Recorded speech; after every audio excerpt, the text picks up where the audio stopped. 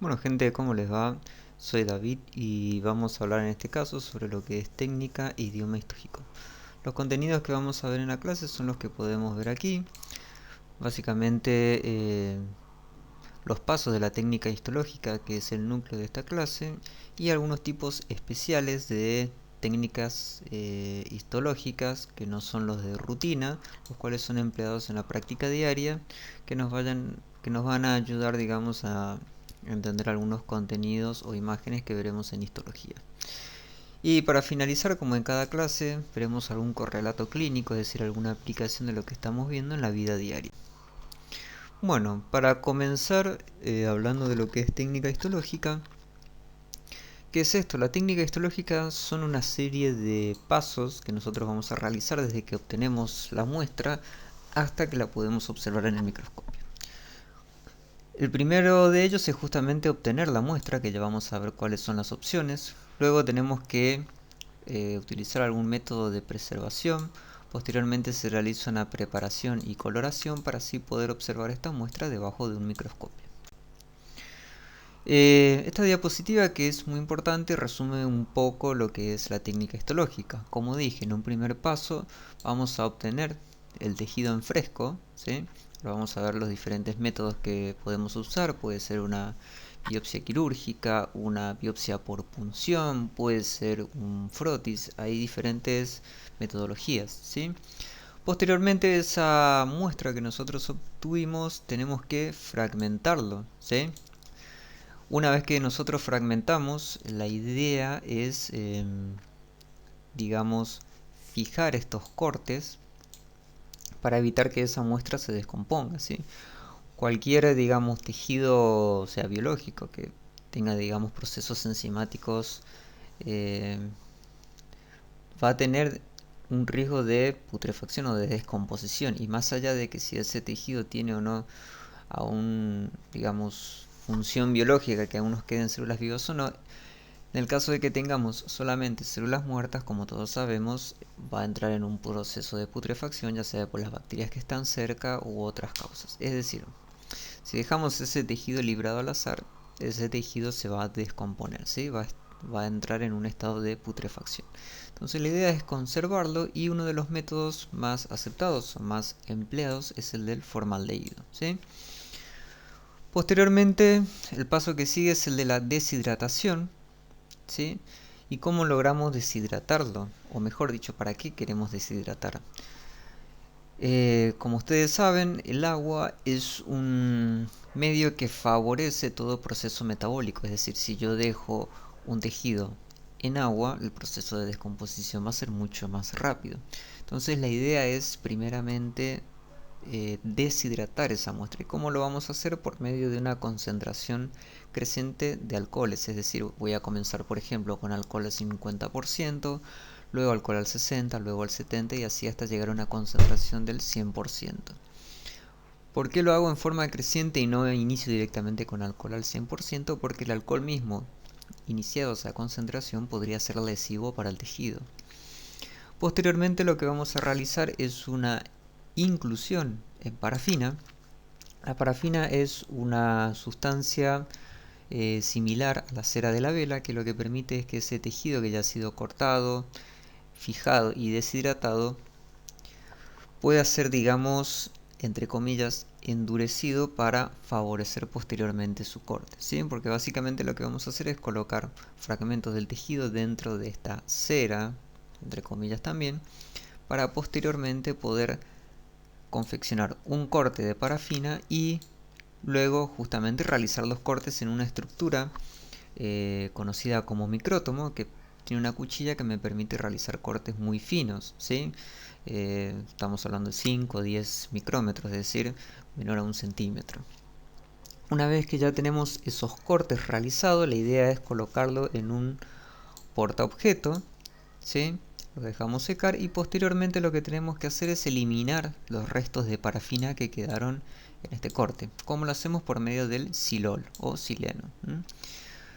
Una vez que eliminamos los restos de, ¿cómo es?, de parafina, la idea es realizar en este caso una serie alcohólica decreciente. En este caso no vamos a deshidratar el tejido, sino que lo vamos a hidratar. Entonces vamos a empezar con alcohol al 100%, 90%, 80%, 70%. ¿Sí? Una vez que ya hicimos esta hidratación, perdón, la idea es colorearlo, ¿sí? Porque justamente el objetivo de la hidratación es favorecer la coloración del tejido. La coloración en la técnica histológica de rutina, es decir, la que se realiza en la mayoría de los casos, es con dos colorantes conocidos como hematoxilina y eosina, que vamos a ver más adelante en qué consiste. Luego de que coloreamos, la idea es justamente sacar ese agua que aplicamos 2 pasos antes, porque justamente, como dije anteriormente, si dejamos agua dentro del tejido vamos a favorecer el proceso de putrefacción, ¿sí? Entonces volvemos a deshidratar por medio de una serie alcohólica creciente nuevamente, y una vez que deshidratamos ya tenemos nuestro tejido preparado y le vamos a colocar un cubre objetos, ¿sí? Y una vez ya colocado este último, podemos observarlo en el microscopio. Bueno, en cuanto a lo que es el método de obtención de la muestra, esta puede ser a grosso modo de dos formas. Uno por biopsia, ¿sí? Es decir, yo obtengo una muestra a partir de un organismo vivo, como por ejemplo una biopsia quirúrgica eh, durante una cirugía. Puede ser por punción, por ejemplo una punción tiroidea, puede ser una biopsia endoscópica, por ejemplo realizar una colonoscopia que se pueden tomar muestras del colon, como por ejemplo pólipos, ¿sí? O puede ser a través de una necropsia, es decir, en el cual yo obtengo una muestra a partir de un organismo que ya no está vivo, ¿sí? Las clasificaciones en cuanto a la obtención de muestras pueden variar, pero básicamente las divisiones siempre están, si yo las obtengo a partir de un organismo vivo, de ahí el nombre de biopsia, o de un organismo ya sin vida. Entonces vamos a empezar a repasar lo que vimos anteriormente. Ya obtuvimos la muestra y lo que tenemos que hacer ahora es fijarlo, ¿sí? Justamente el medio de fijación lo que evita es la descomposición de la muestra. Como dije, el método más empleado es el formaldehído, ¿sí? O formol. Y otro método también empleado, sobre todo para la citología, que no es una técnica histológica de rutina en sí, es el alcohol, ¿sí? Pero básicamente el método de fijación empleado en la mayoría de los casos es el del formaldehído. Otros métodos de fijación también es el frío, ¿sí? El frío, como todos sabemos, retrasa todo proceso de descomposición, como en esta figura que podemos ver que en caso de una amputación podemos colocar ese dedo en frío y vamos a evitar justamente que se descomponga, ¿sí? Bien, una vez que ya lo fijamos, como dije anteriormente, la idea es deshidratarlo con una serie alcohólica creciente, ¿sí? No olvidemos, hay que sacar el agua para evitar acelerar los procesos de descomposición.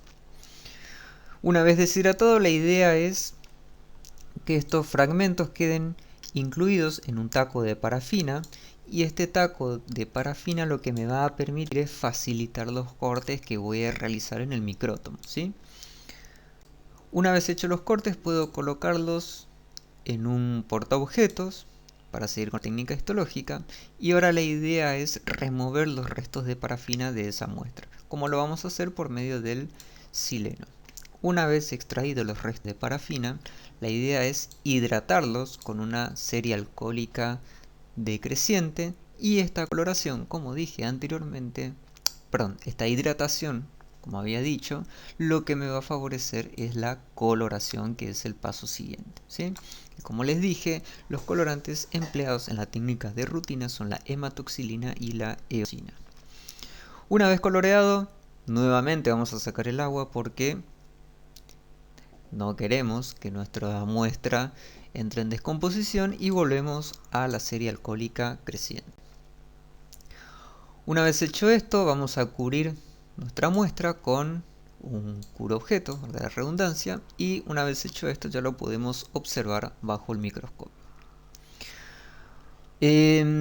Los microscopios tienen diferentes graduaciones, digamos diferentes grados de aumento para poder ver la muestra. Tenemos 4 por, 10 por, 40 por, Y a su vez los microscopios de interferencia, que son los clásicos, tienen diferentes partes. Acá vemos un microscopio, digamos, de los clásicos, en los cuales podemos ver el ocular a través del cual vemos. Luego tenemos el revólver, con el cual vamos seleccionando el objetivo, es decir, el grado de aumento con el que queremos ver. Tenemos un tornillo de enfoque micrométrico y macrométrico que me va a permitir justamente enfocar la muestra que yo estoy observando. Luego tenemos el diafragma, que lo que va a hacer es regular la cantidad de iluminación que ingresa. Acá tenemos ejemplos de diferentes microscopios de interferencia, ¿sí? Y bien, ahora vamos a hablar de los tipos de coloración que se utilizan en la técnica histológica de rutina, ¿sí? Tenemos por un lado la hematoxilina y por el otro la eosina, ¿sí? La hematoxilina es un colorante básico, es decir, va a tener carga positiva. Por ende, al tener carga positiva, va a reaccionar con aquellos componentes aniónicos, es decir, con aquellos que tienen cargas negativas, ¿sí? La capacidad de reaccionar con la hematoxilina se denomina vasofilia, ¿sí? Y el tono que nos va a dar es de un color azul. Entonces recordemos, la hematoxilina tiene carga positiva y va a colorear de azul todo componente celular que tenga carga negativa. En cuanto a la eosina, es un colorante ácido que es totalmente opuesto a la eosina. Va a tener una carga negativa y va a reaccionar con aquellos componentes que tienen una carga positiva, ¿sí? Y en este caso, la capacidad de reaccionar a la eosina recibe el nombre de acidofilia. ¿Y qué color va a ser que yo voy a obtener como tinción? Va a ser un color rosado, ¿sí? Entonces la eosina tiene carga negativa, va a reaccionar con componentes con carga positiva y me va a teñir de color rosado. Entonces, como resumen a lo visto en la diapositiva anterior, podemos ver que la hematoxilina con la carga positiva reacciona con los componentes de carga negativa y la eosina de carga negativa reacciona con los componentes de carga positiva. El primero me tiñe de azul y el segundo de un color rosado, ¿sí? ¿Qué estructuras vamos a ver de un color u otro? Por ejemplo, el núcleo se va a teñir mayormente de azul, va a ser basófilo. ¿Por qué esto? Si recordamos, en el núcleo que encontramos el ADN, y el ADN tiene una carga mayormente negativa, ¿sí? Ahora bien, en el citoplasma, este se va a teñir mayormente con la eosina. ¿Por qué? Porque varias de las proteínas que encontramos en el citoplasma poseen cadenas laterales con cargas positivas, ¿sí? ¿Cómo es? Otras estructuras como las mitocondrias también se suelen teñir de un color acidófilo, pero dentro del citoplasma una excepción es el retículo endoplasmático rugoso, que se tiñe de basófilo. ¿Por qué esto? Porque si recordamos, en el retículo endoplasmático rugoso encontrábamos a los ribosomas, y los ribosomas estaban formados por ARN, ¿sí? Y como dije anteriormente, los ácidos nucleicos ADN y ARN suelen tener carga negativa, por eso se tiñe de basófilo, ¿sí? En cuanto a la matriz extracelular, este se va a teñir más que nada de un color acidófilo, porque justamente la mayor parte de la matriz extracelular está conformado por proteínas que van a teñir justamente en su mayoría de un color acidófilo o también denominado eosinófilo, ¿sí? Acá podemos ver, fíjense, estas estructuras azules basófilas van a corresponder a los núcleos de las células. Rodeándolos vamos a encontrar el citoplasma de cada célula. Recuerden que con la microscopía de interferencia, por lo general no se observan los límites celulares. Nosotros podemos diferenciar una célula de otra más que nada por sus núcleos, ¿sí? Y en cuanto a la matriz extracelular, este va a estar comprendido o va a estar coloreado de una coloración eosinófila.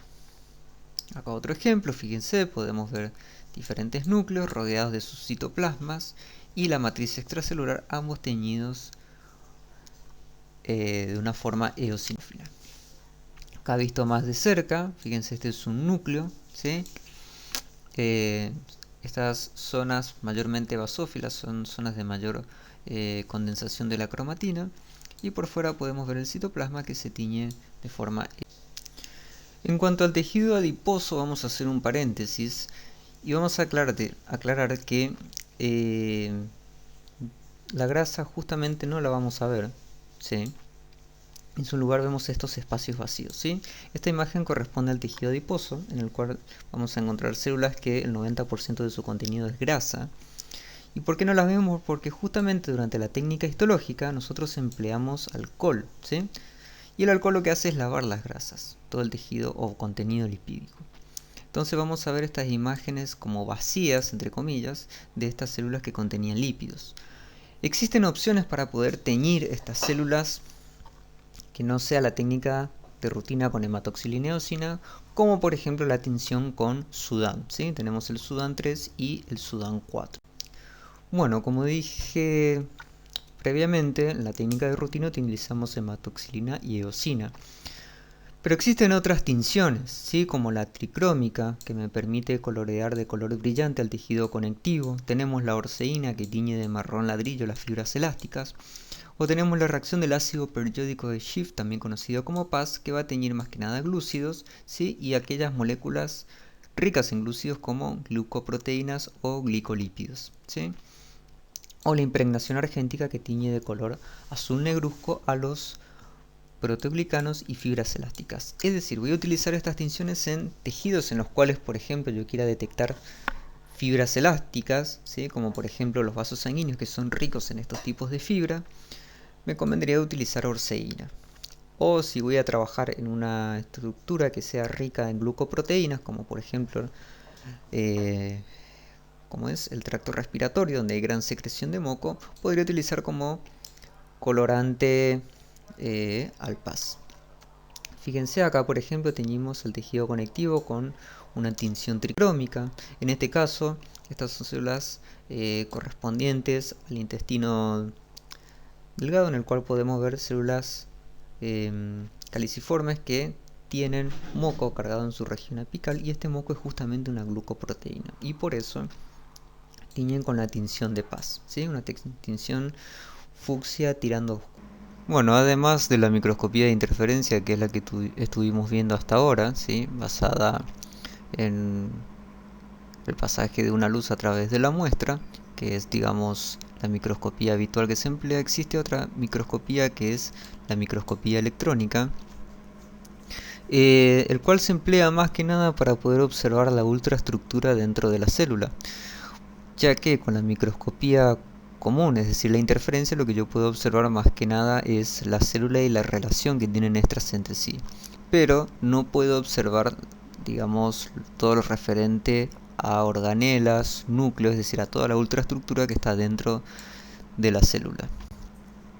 Acá tenemos algunos ejemplos de microscopía electrónica posteriormente coloreadas, en las cuales podemos ver, por ejemplo, una membrana celular con virus en su superficie. Esta también corresponde a una bacteria, en este caso, rodeado de virus. En este caso podemos ver un núcleo rodeado del citoesqueleto. Y en este caso, esta estructura que ven aquí corresponde a una mitocondria, y por fuera vemos el retículo endoplasmático rugoso con los ribosomas en su superficie, ¿sí? Fíjense cómo podemos ver la ultraestructura de las células y de los componentes que pueden llegar a estar en relación con este, como los virus que vemos acá.